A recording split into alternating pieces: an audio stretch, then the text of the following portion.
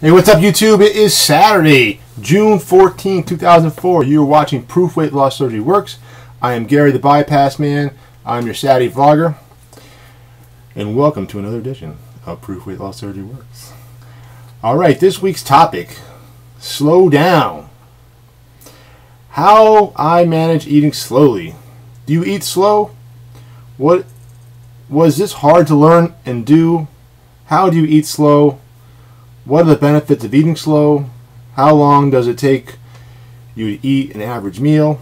What happens if you eat too fast? Share some tips and lessons learned on your journey and about slow down when eating. Ooh, lots of questions. One topic, lots of questions. Alright, slow down. How do I manage to eat slowly?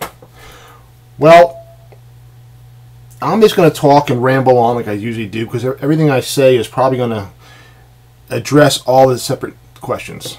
I think that I learned to eat slow right out of surgery because I was petrified. I was literally petrified. You know, I got home, I had this sheet of paper, and you know, they told me to drink an ounce of water every 5 minutes or something. Whatever it was, 10 minutes. You know, people say they can't get their water in, which is a bunch of baloney. I'm talking to you. It's not saying I can't get my water in. You can get your water in. Yeah, my hospital gave me a sheet of paper, and it had all the times on it, from get up time to go into bed time, and every 10 minutes or so you drink an ounce of water. Write it down. Easily you got your water in. And I hear so many people saying that they can't get their water in, and I don't believe it. You're not trying. If you can't drink an ounce of water every 10 minutes, you got problems.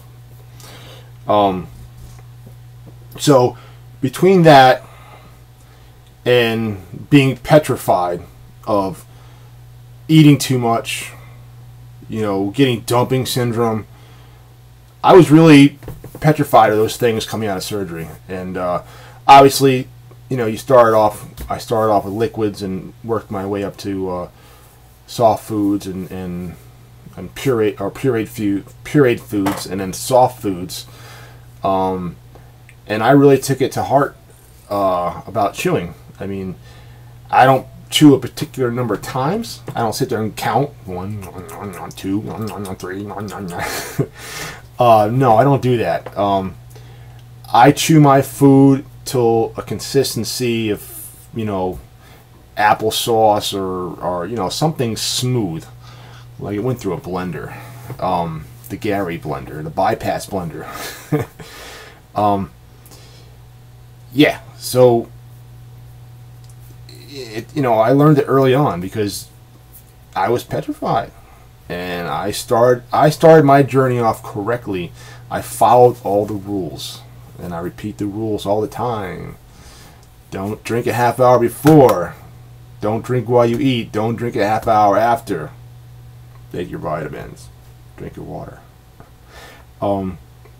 Yeah, so I started early with my chewing, and I really focused on it in the beginning of the journey, and now it's just like automatic. Do I always chew enough? No. You know, on majority of times I do chew plenty, because there is problems if you don't chew, and everyone knows that. Just like anyone else, my brain is not perfect, so my hat's crooked. Oh, Jesus. There you go. Just like anyone else, I get home, I'm hungry, I start eating, and I'm like, bah, bah, bah, bah, bah, bah. You know, and you know, your mind is just so permanently stained for eating fast. So you get in trouble, and that also reminds me to chew. So Let me look at some of the other questions. I know what I'm leading up to.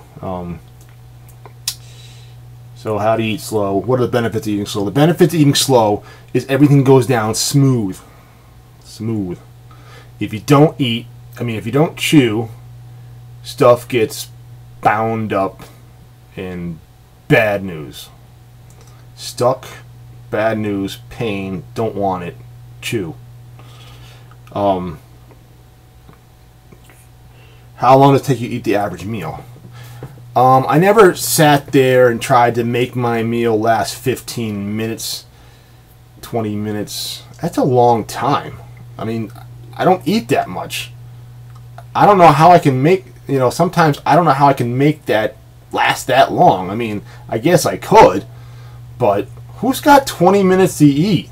Christ. I got things to do. I got lawns to mow, trees to prune, and hedges to clip. But I do my best. I do my best.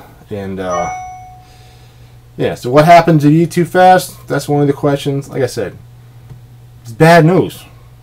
Everyone knows that. You eat too fast, stuff gets stuck, you get built up, and then you just get that, It's not so much painful. Sometimes it's painful, but most of the time, because I'm normally chewing well and eating fast, I'm just getting backed up a little bit, and it's not like it's getting stuck. So I'll get some discomfort for a while, for like 5 minutes or so. And sometimes to alleviate it, I'll take a few sips of water, like small sips. I don't want to take too big sips, but small sips just to kind of, loosen it up and help it pass. Share any tips on lessons learned on your journey about slowing down and eating.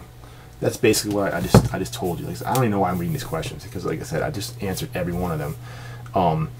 When I eat too fast and get stuck, I take some sips of water, and if it's bad, I have papaya enzymes. I don't know if you guys ever had that. It's it was recommended by my surgeon. It's papaya enzymes. You can get it at a Whole Food store or a frou-frou food store, health store, where it has homeopathic, stuff like that, medicines. I strongly suggest it. It's helped me out a bunch of times. So that's basically it. Chew your food. Chew as much as you can. It's, especially, if I'm eating steak, you gotta chew that bad boy. You gotta chew it. Chew. Because you ain't sucking down big pieces of steak and think it's gonna go through that little teeny hole outside your pouch. At least, for me. Lap band. I can't speak for lap band. I'm sure it's similar. And I can't speak for VSG, or any other duodenal switch or whatever. But for me, having the gastric bypass, chew well, my friends, chew well. Anyway, have a good day, night, or whatever it is when you watch this, and I'll see you next week. Stay tuned for Rosemary tomorrow, and have a great day. Bye.